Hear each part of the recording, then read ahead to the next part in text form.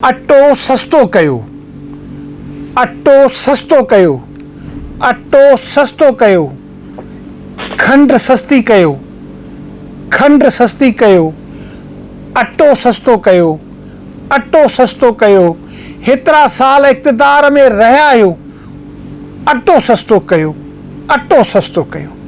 जी चीख और पुकार है सिंध के आवाम। नाज़रीन मोहतरम, आज ओपन सीक्रेट में मैं आपको सिंध की एक भयानक तस्वीर दिखाने जा रहा हूँ। बिलावल भुट्टो जरदारी सिंध के महबूब रहनुमा, पाकिस्तान पीपल्स पार्टी के रहनुमा, फॉरेन मिनिस्टर रह चुके हैं। पीपल्स पार्टी की आला क़यादत में उनका शुमार होता है। आसिफ अली जरदारी और वो दोनों खुद पीपल्स पार्टी के रहनुमाओं में, उनके कायदीन में उनका शुमार होता है। उन्होंने इक़्तिदार छोड़ने के बाद सिंध में राब्ता मुहिम शुरू की। राब्ता मुहिम के सिलसिले में वो हैदराबाद में गए, बदीन में गए, सजावल में गए, ठट्टा में गए और कई शहरों और देहातों से जब गुजरे तो लोगों ने उनका वालिहाना इस्तकबाल किया। लोगों ने इनका बड़ा इस्तकबाल किया। लोगों ने वहाँ पर जिए भुट्टो के नारे भी लगाए, इनको मरहबा भी किया। लेकिन एक वीडियो क्लिप जो 1 मिनट 47 सेकंड की है वो भी वायरल हो गई है इत्तेफाक के साथ। बिलावल अपनी गाड़ी से बाहर निकले हुए हैं, पीछे से एक आदमी चीख चीख करके कह रहा है अट्टो सस्तो कयो, अट्टो सस्तो कयो, अट्टो सस्तो कयो। फिर वो कहता है खंड सस्ती कयो, खंड सस्ती कयो।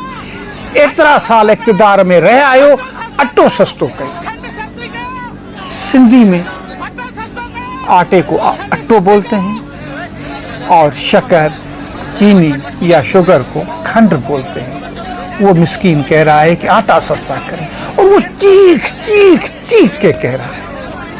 उसकी चीखें जब गाड़ी तक पहुंचती हैं तो पीपल्स पार्टी के मुमताज़ रहनुमा जनाब शर्जील इनाम मेमन साहब, जिनको अपने जलसों में बिलावल साहब ने क्रेडिट भी दिया कि इमरान खान के खिलाफ जो अदम एतमाद की तहरीक पेश की गई उसमें शर्जील साहब का बहुत बड़ा रोल है।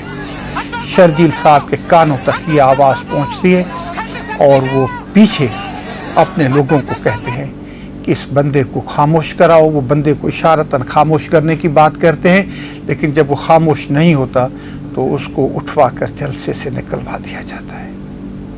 यह है मेरे सिंध की हालत। यह है पाकिस्तान का सिंध जो पाकिस्तानी मईशत में रीढ़ की हड्डी की हैसियत रखता है। इकोनॉमिक्स के माहिर बताते हैं कि जो पाकिस्तान का कौमी बजट बनता है उसमें 70% के करीब रेवेन्यू सिंध से जनरेट होता है। और सिंध के लोगों की ये हालत है कि वो अपने जब कायदीन को अब देख रहे हैं तो और सारे नारे भूल करके वो कह रहे हैं कि आटा सस्ता करें, चीनी सस्ती करें, आटा सस्ता करें, चीनी सस्ती करें। ये सिंध की हालत हो गई है। कल की बात आपके साथ शेयर कर रहा हूँ। खादमीन इंसानियत या इस किस्म के नाम की एक तंजीम है वारह में। वारह तहसील हेडक्वार्टर है डिस्ट्रिक्ट कंबर शहदाद कोट का। वहाँ पर फलाही कामों के वहाँ लोकल लोग उन्हें वारह का ईदी कहते हैं। जनाब न्याज हैदरी साहब, न्याज हैदरी हर दुख दर्द में एम्बुलेंस भी उन्होंने अरेंज कर ली है। कोई मरीज़ होता है, कोई बीमार होता है, कोई भूखा होता है, किसी के पास यूनिफॉर्म नहीं होता, किसी बच्चे के पाँव में चप्पल नहीं होती, तो सारे उनकी तरफ रुख करते हैं और वो फिर अपना दामन फैला करके, जिसे मकामी ज़बान में झोली फंड कहते हैं, वो निकल पड़ते हैं और लोगों की मदद करते रहते हैं। कसम बखुदा कल उन्होंने मुझे फ़ोन किया और मुझे कहा कि मेरे भाई रात को 12:30 बजे का टाइम था। 12:30 बजे कराची वालों के लिए तो कोई टाइम नहीं है रात के, क्योंकि यहाँ की रातें जागती हैं और ये आधा दिन सोए रहते हैं। लेकिन देहात में, छोटे शहरों में, कस्बों में 12:30 बजे का मतलब है आधी रात। तो उन्होंने कहा कि दरवाजे पर दक्कुलबाब हुआ, आवाज़ें आई, न्याज साहब, न्याज भाई, अदा न्याज, इस तरीके से उन्होंने आवाज़ें दी। मैं नींद से उठा, जल्दी से बाहर गया। मैं ये समझा कि कोई किसी के घर में मरीज़ है, उसे हॉस्पिटल में पहुंचाना है। उन्होंने कहा कि मैं आपके साथ, आपको क्या बताऊं, मैं नाम भी नहीं बता सकता। एक सफ़ेद पोश आदमी मेरे दरवाजे पे खड़ा था और उसने कहा न्यास यार मेरे बच्चों ने 2 दिन से कुछ नहीं खाया। रात को 12:30 बजे एक सफ़ेद पोश बंदा सोशल वर्कर के घर पे जाता है, उनके दरवाजे पे आवाज़ देता है, वो निकलता है तो सर झुका के आंखें उनके कदमों में डाल के कहता है कि न्याज भाई मेरे बच्चों ने 2 दिन से कुछ नहीं खाया। हम लोग ज़राती एरिया से ताल्लुक़ रखते हैं, एग्रीकल्चर लैंड्स हमारे पास हैं, फसलें हमारे पास होती हैं, चावल हमारे पास होता है, गंदम हमारे पास होता है, लेकिन हमारा मजदूर खरीद नहीं सकता। 170 रुपये आटा फी किलो हो गया है। 170 रुपए में आटा मजदूर कहां से खरीदेगा, जबकि वहां पर ना इंडस्ट्री है ना कारखाने हैं। किसी दिन मजदूरी लग जाती है, दिहाड़ी लग जाती है तो बेचारा 2 किलो आटा खरीद सकता है, वरना नहीं खरीद सकता। ये बात आपने सुन ली। अच्छा चलिए आगे चलते हैं। कल ही की बात आपके साथ शेयर कर रहा हूं, दादू शहर की, देहात की नहीं, कस्बे की नहीं, किसी दूर दराज इलाके की नहीं, दादू शहर की बात कर रहा हूं जहां पर दीदार अली मजदूर है। दीदार अली उनके वालिद का नाम है, खुदा बख्श बबर, बबर उनकी फैमिली नेम है। दीदार साहब 9 बच्चों का बाप है। 3 दिन से दिहाड़ी नहीं मिली, 3 दिन से मजदूरी नहीं मिली। स्टाफों पे गया, जहां जहां मजदूर जाके बैठते हैं वहां गया, लोगों के घरों पे गया, जो मिस्त्री राज हैं उनके घरों पे गया कि यार मुझे मजदूरी दिलाओ। वो कहते हैं भाई काम बंद हो गए। 3 दिन 9 बच्चों का बाप जब बच्चों को तड़पता हुआ भूख में उसने देखा तो उसने क्या किया कि खुद के ऊपर मिट्टी का तेल छिड़क के खुद को आग लगा दी। उन्हें दादू अस्पताल में ले गया। 50% जिस्म दीदार का जल चुका है। फौरी तौर पर खैराती सिस्टम के तहत लोगों ने मदद करके उन्हें हैदराबाद भेज दिया। हैदराबाद से कराची आएगा, क्या होगा बेचारे। 9 बच्चों का बाप, बच्चे भूखे मर रहे हैं, आटा नहीं खरीद सकते, चीनी नहीं खरीद सकते। हमारे करीब का मुल्क है ईरान, जहां पर पक्की पकाई रोटी जिसका वजन होता है 530 ग्राम, आधा किलो से ज्यादा, वो पाकिस्तानी 15 रुपए में मिल रही है। ईरान के पास न गंदम अपनी है न चावल अपने हैं, लेकिन वो अपने लोगों को, अपने शहरियों को भूखा मरने नहीं देते। 15 रुपए पाकिस्तानी की रोटी खरीदते हैं लोग। 3 आदमी मजे से खाते हैं और फिर भी बच जाती है। अगर बच जाती है तो दूसरे दिन गर्म करके खा लेते। यानी 60 रुपए से भी कम में उन्हें आटा मिल रहा है। पाकिस्तानी 60 रुपए से कम ईरानियों को आटा मिल रहा है, जिनके पास अपनी गंदम नहीं है।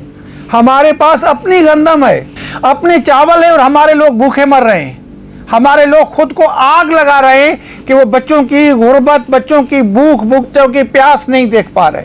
सिर्फ ये नहीं, कल ही की बात आपके साथ शेयर कर रहा हूं। मिट्टी अस्पताल में, डिस्ट्रिक्ट थर के मिट्टी अस्पताल में, थर पार कर थर, सिंध का वो इलाका जहां पर कोयले से बिजली बनती है और फैसलाबाद की फैक्ट्रियों को रोशन करती है। फैसलाबाद की सनअतों का पहिया मिट्टी, थर की बिजली की कोयले से, जो वहां पर कोयले से बिजली पैदा होती उस पे चलता है। और थर की क्या हालत है कि कल के दिन 11 सितंबर, जो दिन कायदे आजम मोहम्मद अली जिन्ना की वफात से मंसूब है, बानी पाकिस्तान की वफात से मंसूब है, मिट्टी अस्पताल से 4 मासूम बच्चों के जनाजे निकले हैं। मेरे भाइयों, मेरे क्या क्या बातें करें, मुझे बताएं ना। 4 मासूम बच्चे कल मर गए हैं। और 1 जनवरी 2023 से 11 सितंबर 2023 तक इन 8.5 महीनों में मिट्टी अस्पताल में, सिर्फ सिंध के एक मिट्टी अस्पताल में 593 बच्चों की मैयतें निकली हैं। समझ में आने वाली बात है। हम एटमी कुव्वत है यार। हम दुनिया से आंखों में मिला के बात करते हैं। हमारे पास क्या नहीं है। एक अस्पताल में दुनिया को बताएं, वर्ल्ड हेल्थ ऑर्गेनाइजेशन को बताएं कि सिर्फ हमारे एक अस्पताल से 8.5 महीनों में 593 मैयतें निकली हैं, सिर्फ बच्चों की।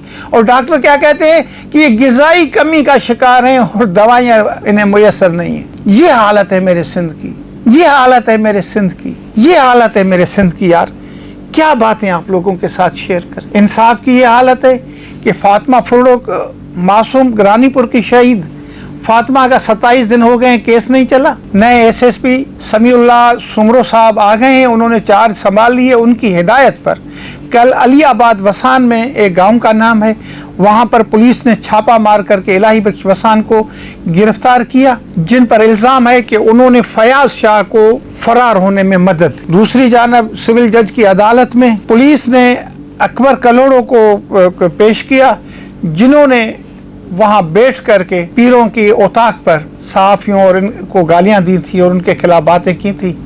जब उन्हें सिविल जज की अदालत में पेश किया गया तो उन्होंने कहा कि ये इनका केस भी फातिमा के केस से रिलेटेड है, एक ही सिलसिले की कड़ी है, लिहाजा इनका केस भी एटीसी अदालत खैरपुर में चलाया जाए जहां पर फातिमा का केस चलना है। आज की ओपन सीक्रेट से अपने भाई, अपने दोस्त शेर मोहम्मद ख्वाबर को इजाज़त दें इस नारे के साथ कि अटो सस्तो कयो, अटो सस्तो कयो, खंड सस्ती कयो।